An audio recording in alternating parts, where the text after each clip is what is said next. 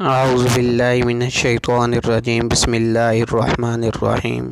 صحابہ رضی اللہ عنہ اجمعین کے ہنسنے پر حضور صلی اللہ علیہ وسلم کی تنبیہ اور قبر کی یاد۔ نبی اکرم صلی اللہ علیہ وسلم ایک مرتبہ نماز کے لیے تشریف لائے تو ایک جماعت کو دیکھا کہ وہ کھل کھلا کر ہنس رہی تھی اور ہنسی کی وجہ سے دانت کھل رہے تھے۔ حضور صلی اللہ علیہ وسلم نے ارشاد فرمایا کہ اگر موت کو کثرت سے یاد کیا کرو تو جو حالت میں دیکھ رہا ہوں وہ پیدا نہ ہو، لہذا موت کو کثرت سے یاد کیا کرو۔ قبر پر کوئی دن ایسا نہیں گزرتا جس میں وہ یہ آواز نہ دیتی ہو کہ میں بیگانگی کا گھر ہوں، تنہائی کا گھر ہوں، مٹی کا گھر ہوں، کیڑوں کا گھر ہوں۔ جب کوئی مومن قبر میں رکھا جاتا ہے تو وہ کہتی کہ تیرا آنا مبارک ہو، بہت اچھا کیا تو آ گیا۔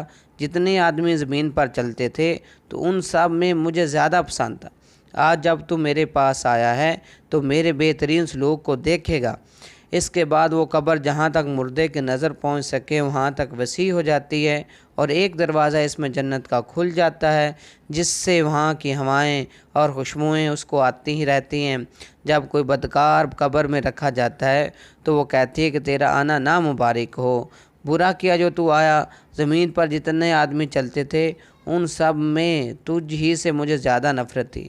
آج جب تو میرے حوالے ہوا ہے تو میرے برتاؤ کو بھی دیکھ لے گا۔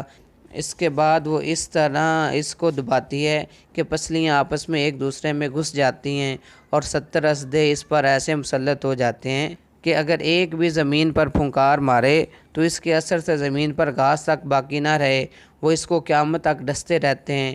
اس کے بعد حضور صلی اللہ علیہ وسلم نے ارشاد فرمایا کہ قبر یا جنت کا ایک باغ ہے یا جہنم کا ایک گڑھا۔ اللہ کا خوف بڑی ضروری اور اہم چیز ہے۔ یہی وجہ ہے کہ حضور اقدس صلی اللہ علیہ وسلم اکثر کسی گہری سوچ میں رہتے اور موت کا یاد کرنا اس کے لیے مفید ہے۔ اس لیے حضور صلی اللہ علیہ وسلم نے یہ نسخہ ارشاد فرمایا، کبھی کبھی موت کو یاد کرتے رہنا بہت ہی ضروری اور مفید ہے۔ تو اللہ تبارک تعالیٰ سے دعا ہے کہ اللہ تبارک تعالیٰ ہمیں آخرت کی تیاری کرنے کی توفیق عطا فرمائے اور قیامت والے دن اپنا قرب جنت میں آپ صلی اللہ علیہ وسلم کا قرب نصیب فرمائے، آمین۔